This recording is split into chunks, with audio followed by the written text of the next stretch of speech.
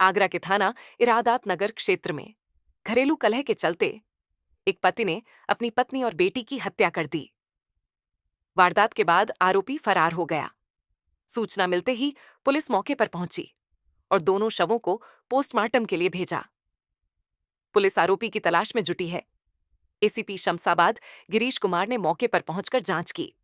आज दिनांक 3 जून को थाना इरादत नगर पर करीब 12 बजे एक सूचना मिली कि गांव बिरतला के एक घर पर एक महिला जिसके चेहरे पर चोटों के निशान संदिग्ध परिस्थितियों में पड़ी हुई।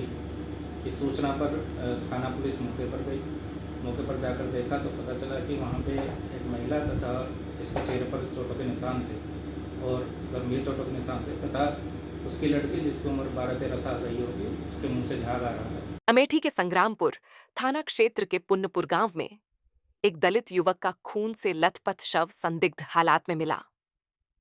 युवक की गला रेतकर हत्या की गई थी। शरीर पर कई चोटों के निशान हैं। शव एक लोग के पशुपालन स्थान पर बरामद हुआ। सूचना पर पहुंची पुलिस ने शव को कब्जे में लेकर जांच शुरू कर दी है। इलाके में हड़कंप मच गया है। आज प्रातः लगभग 7:30 बजे पीआरबी पर यह सूचना प्राप्त हुई कि थाना संग्रामपुर अंतर्गत पूरे रामा चौहान गांव में एक व्यक्ति का शव पड़ा हुआ है। इस सूचना पर तत्काल पुलिस बल एवं फील्ड यूनिट की टीम वहां भेजी गई और वहां पहुंचकर ये पाया गया कि एक व्यक्ति जिसका नाम सागरपुर सिद्धार्थ है, उम्र लगभग 22-23 वर्ष, उसके गले पर चोट के निशान थे। तत्काल उसको कब्जे में लेते हुए और साक्ष्य संकलन करते हुए पंचायतनामा पोस्टमार्टम के लिए डेड बॉडी को मोर्चरी भेजा गया है। बहराइच मेडिकल कॉलेज में इलाज के दौरान किशोरी गुलशन की मौत हो गई, जिसके बाद परिजनों ने मेडिकल स्टाफ पर लापरवाही और पैसों की मांग का आरोप लगाकर जमकर हंगामा किया। गुलशन को तबीयत बिगड़ने पर अस्पताल लाया गया था। मौके पर पहुंची पुलिस ने हालात को शांत कराया। परिजन शव को लेकर घर चले गए हैं। पंकज मिश्रा कहाँ के रहने वाले हैं? सिकंदरपुर। कौन भर्ती था आपके? क्या हुआ यहाँ पर? मतलब हमारे लड़की का कल बुखार हुआ, फिर लेके हम महसी गए। महसी में है रिफर करीन, कहीं बहरेज लेके जाओ। बहरेज में हम लेके आए, एक छोटा सा ग्लूकोज टांगिन 20 जगह 20 काउंटर पर हम गए। वही बतावे हुआ जाओ, वही बतावे हुआ जाओ। कोई नर्स है, कोई डॉक्टर हमार फरमाइश ना सुनी। उसके बाद खत्म हो। हम कहा रिफर कर दो, हम कहा रिफर कर दो, हम लखनऊ ले जाते। कहीं ना भी हम बात कह के बता रहे हैं।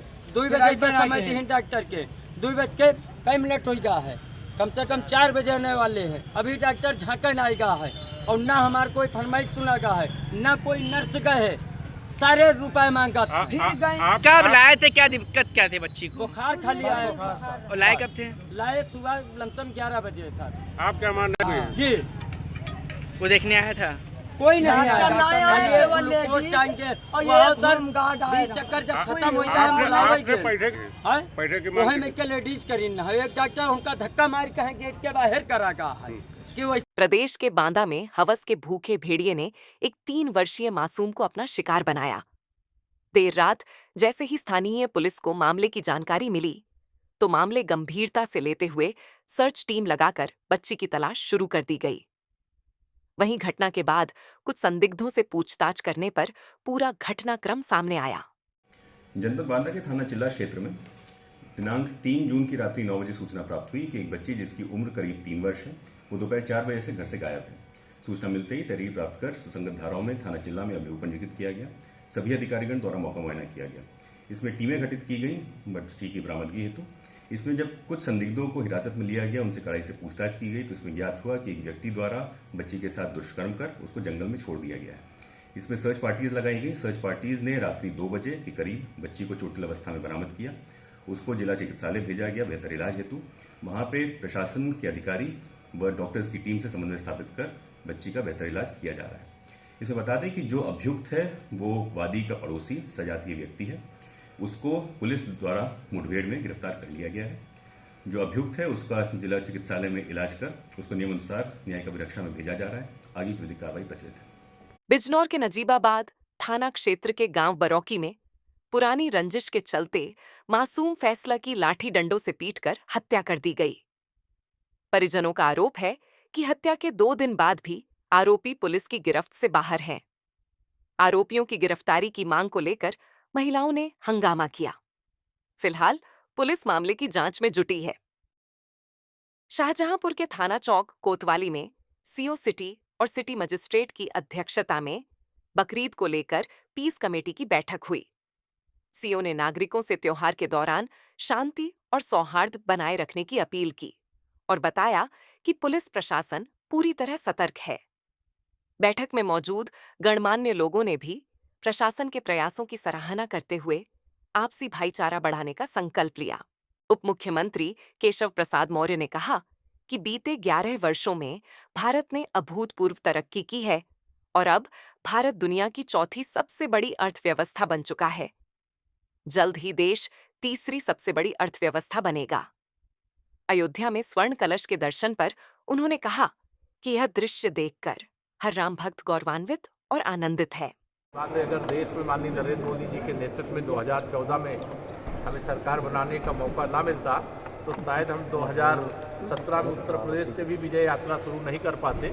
तो ये डबल इंजन की सरकार देश के धीरे धीरे करके सभी राज्यों में बनती जा रही है और माननीय प्रधानमंत्री जी के नेतृत्व में 2014 से 2025 के बीच में भारत ने बहुत प्रगति की है, बहुत आगे बढ़ा है और निरंतर आगे बढ़ता रहेगा और सभी क्षेत्रों में आगे बढ़ता रहेगा। चौथी अर्थव्यवस्था भारत हो चुका है और पहली अर्थव्यवस्था बनाने के लिए लगातार संघर्ष रहेगा, लेकिन तीसरी अर्थव्यवस्था तीसरे कार्यकाल में बन करके रहेगी। धन्यवाद। लखनऊ विश्व के सबसे अमीर अमेरिकी व्यवसायी एलन मस्क के पिता मिस्टर ईरॉन मस्क इस समय भारत में है।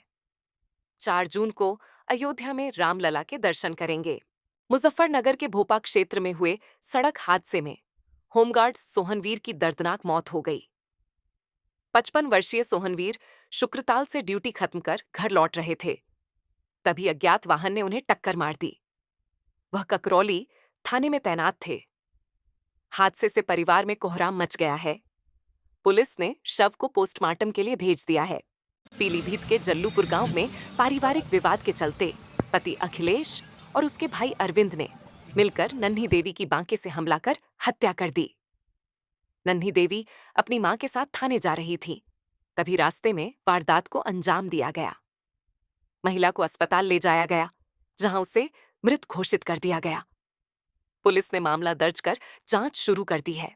शाहजहांपुर के थाना चौक कोतवाली में सीओ सिटी और सिटी मजिस्ट्रेट की अध्यक्षता में बकरीद को लेकर पीस कमेटी की बैठक हुई। सीओ ने नागरिकों से त्योहार के दौरान शांति और सौहार्द बनाए रखने की अपील की और बताया कि पुलिस प्रशासन पूरी तरह सतर्क है। बैठक में मौजूद गणमान्य लोगों ने भी प्रशासन के प्रयासों की सराहना करते हुए आपसी भाईचारा बढ़ाने का संकल्प लिया। आप सभी लोग अवगत हैं कि आगामी त्यौहार को लेकर ये पुलिस कमेटी की बैठक रखी गई थी, जिसमें सभी धर्मों के लोग आए हुए थे और इसमें बताया गया कि प्रतिबंधित जानवर की कुर्बानी नहीं होगी और जो भी शासन के दिशा निर्देश थे सभी को सूचित करा दिया गया। सभी ने ये एश्योरेंस दिया है कि हम लोग सभी शांतिपूर्वक इस त्यौहार को मनाएंगे। सब विदाउट लाइसेंस वालों को जो मीट के लिए उनके क्या निर्देशन दिए गए?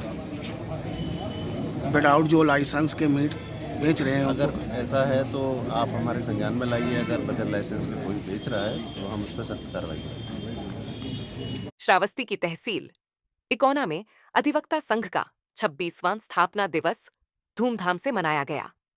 इस मौके पर राष्ट्रीय कवि सम्मेलन का आयोजन किया गया, जिसमें मुख्य अतिथि विधायक राम फेरन पांडे और एमएलसी डॉ प्रज्ञा त्रिपाठी शामिल हुए। कार्यक्रम में बड़ी संख्या में अधिवक्ताओं ने भाग लेकर आयोजन को ऐतिहासिक बना दिया। ज्येष्ठ माह के चौथे मंगलवार को राष्ट्र की बात कार्यालय के बाहर श्री हनुमान जी की पूजा अर्चना, सुंदरकांड पाठ और हनुमान चालीसा का पाठ हुआ। जय श्री राम और जय हनुमान के जय घोष से माहौल भक्तिमय रहा। भंडारे का आयोजन हुआ, जिसमें सदर विधायक पंकज गुप्ता सहित कई गणमान्य शामिल हुए। मौके पर मानव टुडे मासिक पत्रिका का लोकार्पण भी किया गया। लखनऊ में मौसम ने ली करवट और काले बादलों के साथ झमाझम बारिश शुरू हो गई। बारिश के चलते भीषण गर्मी से लोगों को राहत मिली और मौसम सुहाना हो गया। बारिश का आनंद लेने के लिए लोग घरों से बाहर निकल आए और शहर का मिजाज पूरी तरह बदल गया।